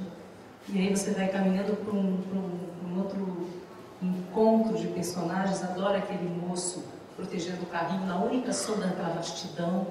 Tão a ver com essa vastidão também que eu estou falando. Conta um pouco dessa Brasília que você vai, então, recolocar.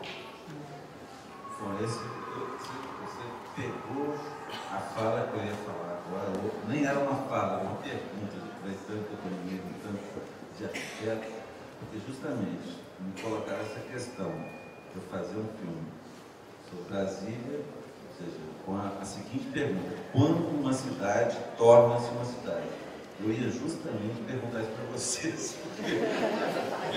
Eu sinceramente não sei, e ficou esse vácuo. Assim. Fui a Brasília e não consegui, para mim mesmo, responder essa pergunta.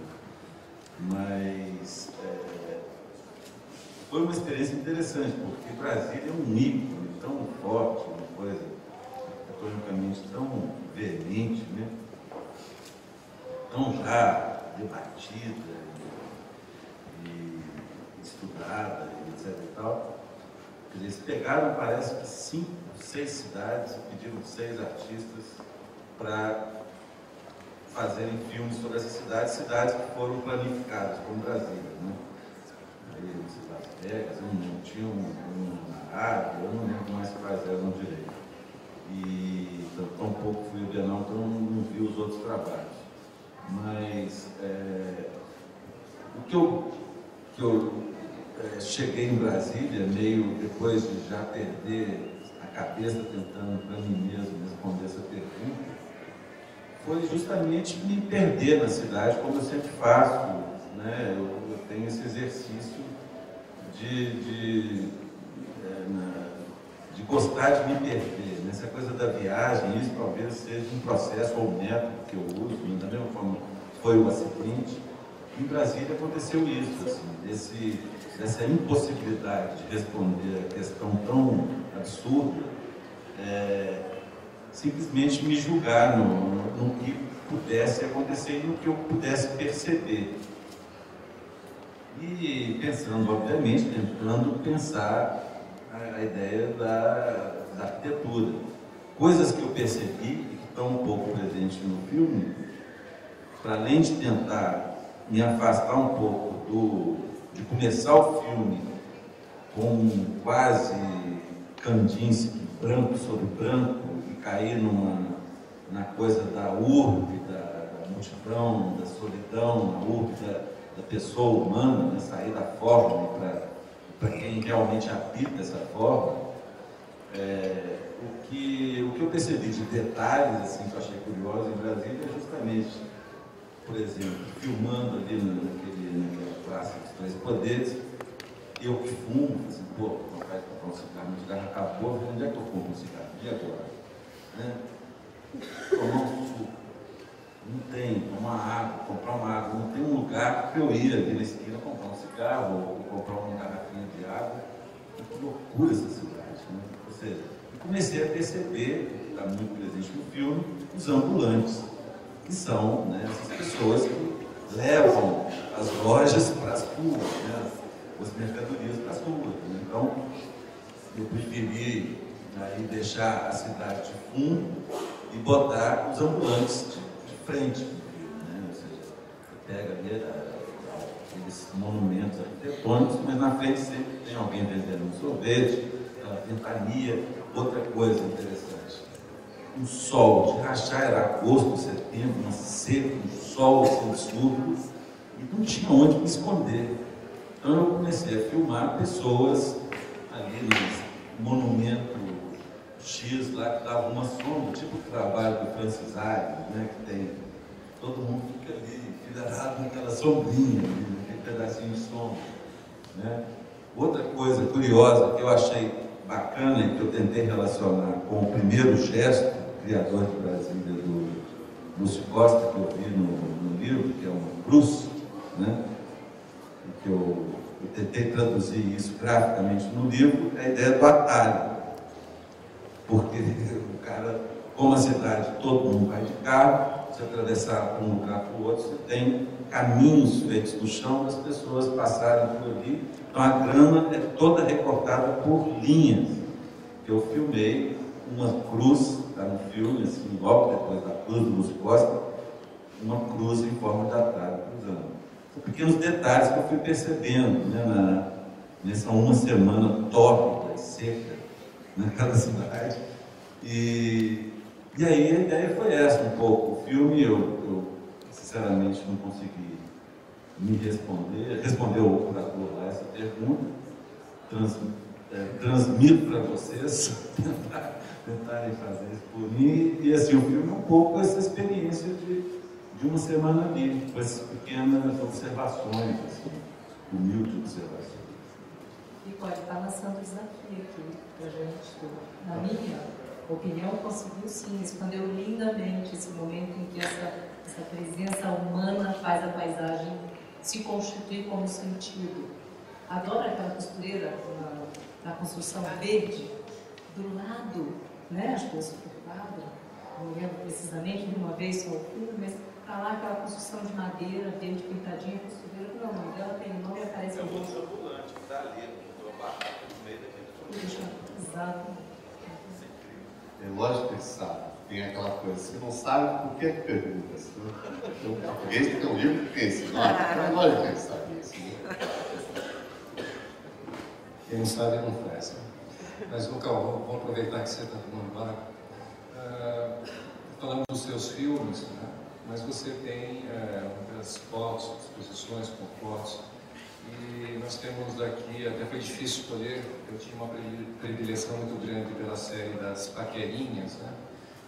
Mas o que acabou entrando aqui foram as placas, né, do Campo Seco e os espantalhos que estão na parede ao fundo.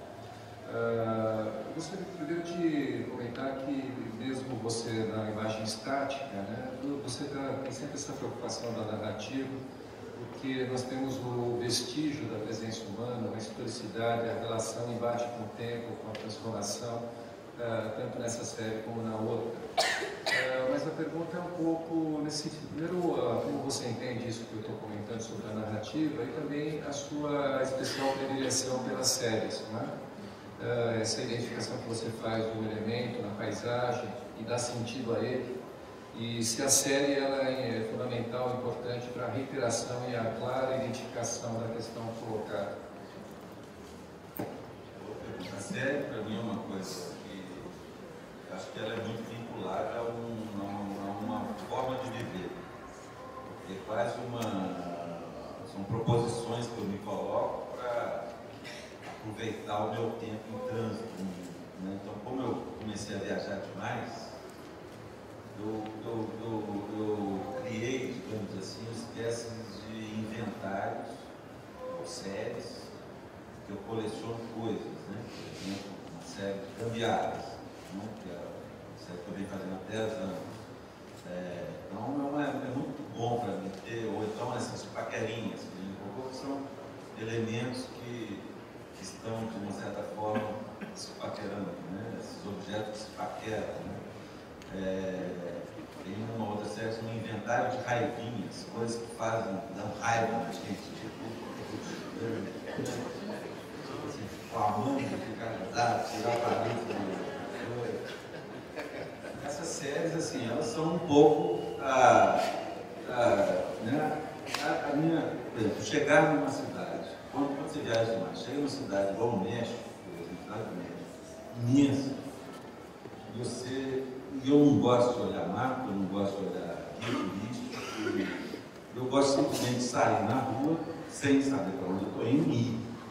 Depois eu pego o táxi e volto. Entendeu? Assim, eu acho que eu gosto muito de absorver, tentar absorver o que a cidade quer me oferecer, ou qualquer coisa quer me oferecer. Essa minha predisposição a me perder no outro, na realidade, que também é uma cidade, não é só o outro. humano, mas também é uma cidade, né? E aí, para passar o tempo, eu falo assim, hoje vou sair atrás do viagem, hoje vou, mas encontro uma paquerinha, encontro uma raivinha, não sei o quê. Então, essa coisa das séries é um pouco isso, ocupar o tempo, essa coisa do ócio criativo, né? Misturar turismo com trabalho, sei lá.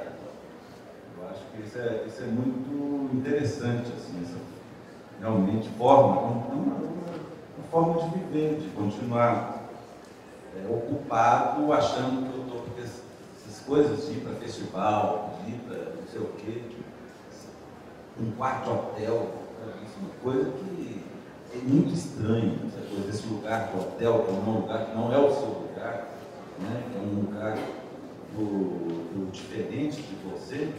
Para mim, sempre foi muito fascinante. Isso sempre foi o que, digamos, das coisas que mais me instigaram por fazer, né? Esse salto nesse abismo que é o outro. Por isso, essa coisa do encontro, eu estava pensando assim, na arquitetura, o que seria isso, né? A figura do cliente, né? E aquela coisa da invisibilidade que você estava falando, do escondidinho, né? De você não aparecer muito, né? Não sei, ou a obra ou o arquiteto, não sei. Por exemplo, tem uma estratégia também no, né, filme, talvez, assim, ou quase um desejo impossível, que é a invisibilidade, né? Porque eu que trabalho com a realidade, a melhor coisa é você ficar invisível e filmar, né? Assim, porque a câmera, ela afronta, ela provoca, e ela estabelece uma relação de encontro, né, entre o eu e o outro.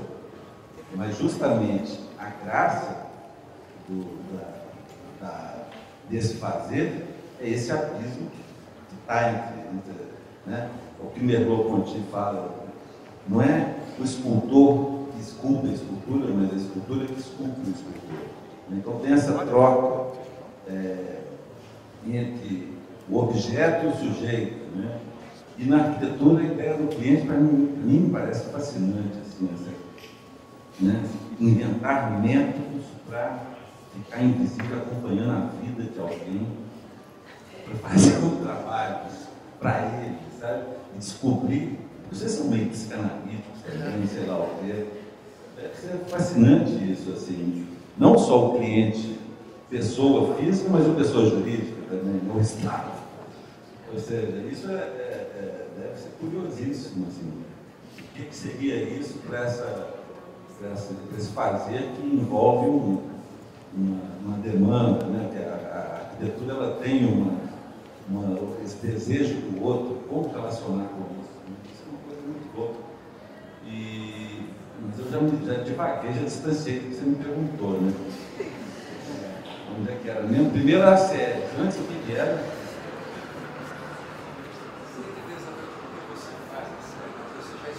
Era só assim. Vou pegar uma carona do cliente. Tem uma música do Gilberto Gil, que eu repetido muito, que é um disco pouco conhecido, chamado Sol de Oslo, que diz assim, o nome da música é esse: o povo sabe o que quer, mas o povo também quer o que não sabe. Isso é um prato cheio para os arquitetos, porque você sempre chega um cliente, pessoa física, e dá aquela lista, quero isso, mais um monte de paisagem, de revista, isso, blá, blá. E tem um cliente, comunidade, que é uma favela, que você vai, fizeram aqui a pesquisa, eles querem ponto de ônibus aqui, querem conversa não sei o que aqui, calçada, blá. E aquilo que não está dito, e está lá. Essa tarefa é o grande desafio para o arquiteto, montar esse programa, esse é o verdadeiro programa. Não a listinha de coisas para fazer. Seja na cidade, seja o estado, falar, é um museu assim, assim, assim, bom. A gente vai ter esse museu. O que a pessoa vai fazer lá dentro? Como ela vai se comportar? E depois? Então, procurar ver isso lá, e para isso essas palavras ajudam, essas coisas ajudam, né, as suas conexões, né, te ajudar muito. Né? Então, isso é um desafio que talvez seja a melhor maneira de se colocar o tempo todo como arquiteto e falar, vamos descobrir aquilo que não está evidente, mas está por aí. Vamos tentar virar um pouquinho, puxar tapete, mexer e descobrir aquilo que está latente. Às vezes está na sua cara, você não viu. Às vezes está mais escondido. Mas esse programa, descobrir essa demanda, é tarefa de arquiteto. Eu acho que é tarefa de artista, é tarefa, né? É resposta que você tem que dar para o mundo. Muitas vezes é te ajudando a sobreviver numa cidade estranha, num hotel horroroso, que nós só não se mata porque as crianças dá vontade, né? A janela não abre, está tudo escuro lá fora, parece que está chovendo, mas é um vento fumê, né? Você fala, nossa, o tempo está feio.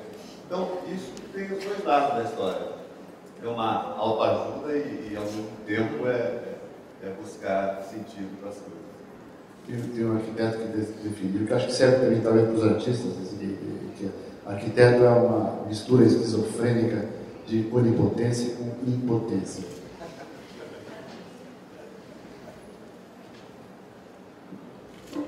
Nós temos ainda um tempinho para mais uma pergunta, talvez, duas.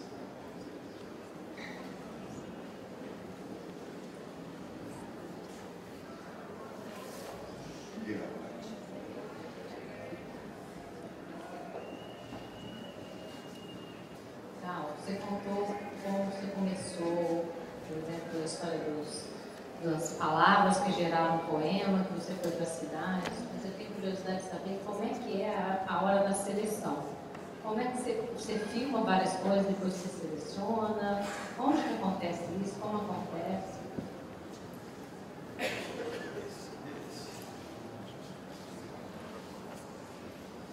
A seleção que você diz e que o Abílio já mencionou a ideia do roteiro, né? Ela, justamente, como eu prefiro me aventurar num processo sem um roteiro, a seleção ela é feita, ou seja, a escritura do filme, o que eu escolho na edição. Ali que eu escrevo o filme, né? Essa ideia de roteiro, para mim, ela é uma coisa muito complexa e muito... porque eu gosto muito das palavras. É aquela coisa. O elemento palavra, para mim, é literatura. O elemento fílmico é som e imagem, audiovisual, né? O cinema, por ser uma arte tão nova, perto da arquitetura, das artes plásticas, ainda está de fralda, não imagina. O cinema tem 150, 100 e poucos anos, sei lá quanto. Então, a gente está começando ainda a aprender o que é o teatro do cinema. Quando nasceu, obviamente, quem foi fazer cinema? Muita gente da literatura e do teatro, né? Escritores, escreviam roteiros, teatros, atores, dramaturgia e tal. Ou seja, o cinema ficou muito influenciado, digamos assim, pela palavra, né? Pelo escritor, pela literatura e pelo teatro. E eu acho que existe ainda uma estrada imensa a seguir para tentar buscar um pouco o que ontologicamente eu acho se define enquanto os elementos fundamentais do cinema, que é audiovisual, palavra e som, imagem e som. A palavra ela é um dos elementos sonoros, né? Então, se você pega um filme igual eu fiz Existo, que é sobre o Catacal do Paulo Leminski, que é uma catarata do Iguaçu de palavras, assim, do grego ao holandês, à linguagem de rua no Brasil, do português e tudo, ou seja, é um poema sonoro maravilhoso. Você tem que optar pelo sentido ou pela sonoridade, que é também expressiva.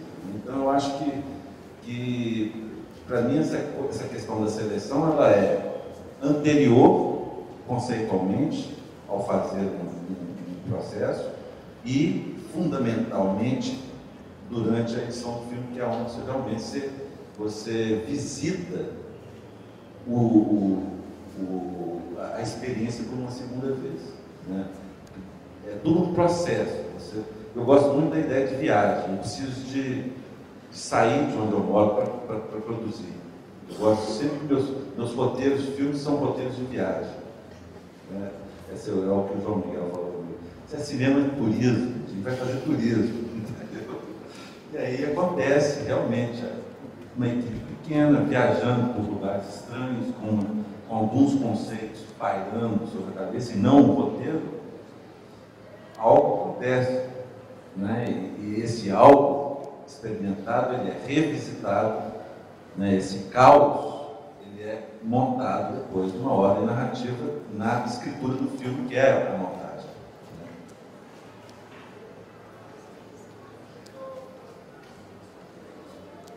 Aquela piada, 3 mineirinhos aqui, né? Uma definição de mineiro ótima, assim. Parece que hoje está invertido, os mineiros são eles. Assim, mineiro pensa 2 vezes antes de não falar nada. Nós estamos aqui parando de falar. De mineiro eu tive meu sogro, ele tinha uma boa também. Ele dizia que se os mineiros não tomassem cuidado, os paulistas iam tomar São Paulo deles. Bem, estamos aqui acabando a nossa primeira sessão de cinema. Eu gostaria apenas de reiterar que nós vamos ter na sequência dessa exposição 3 módulos. Esse aqui é o primeiro módulo, onde nós temos encontro aqui presente de Carl Guimarães e do Brasil Arquitetura, e teremos mais 2 encontros, que são 2 pequenas exposições, mais ou menos nesse modo, com a reconfiguração do espaço, com novas obras, novos artistas e arquitetos. Para cada um desses módulos, nós teremos 2 encontros. O primeiro encontro, geral na abertura, com os artistas e arquitetos. Eu queria dizer, nesse contexto, o encontro dos artistas, vamos dizer assim, que fazem arquitetura e que fazem cinema e artes plásticas. E depois teremos um segundo encontro, em geral às quintas-feiras, onde vamos ter aqui 3 críticos, 3 intelectuais, com entradas diferentes. Amanhã será o primeiro, a gente vai quebrar, até por conta do Cal, que é de Belo Horizonte, ele queria muito assistir o debate dos críticos, então a gente vai fazer na sequência. Então amanhã, às 20 horas, teremos aqui um encontro onde estarão presentes o Davi Liboli e o Renato Anete. O Marcelo dos Anjos, que está aqui presente, e o Renato, que talvez está aqui também. Então, convido a todos, né? E também eu gostaria de fazer um outro convite. Esses livros aqui não é uma exposição, é realmente uma biblioteca, pode ser manuseado, só não pode levar, porque não tem empréstimo, então deve ficar aqui. Professores que quiserem trazer alunos, quiserem visitar. Nós temos filmes de grande duração, então é muito complicado numa única vinda conseguir ver tudo, apesar de ser bem pequena a exposição. Então, o convite meu e da Marta é convidá-los a participar constantemente desse debate. Foi legal porque a gente começou com bastante pessoas e continuamos com bastante pessoas, então vocês fizeram sucesso. Então, vamos ter daqui a pouquinho um link aqui fora, e todos vocês estão convidados. E agradeço muito a presença, nós agradecemos. E esperamos aí poder continuar a conversa no finalzinho de exposição e no link a seguir. Obrigado.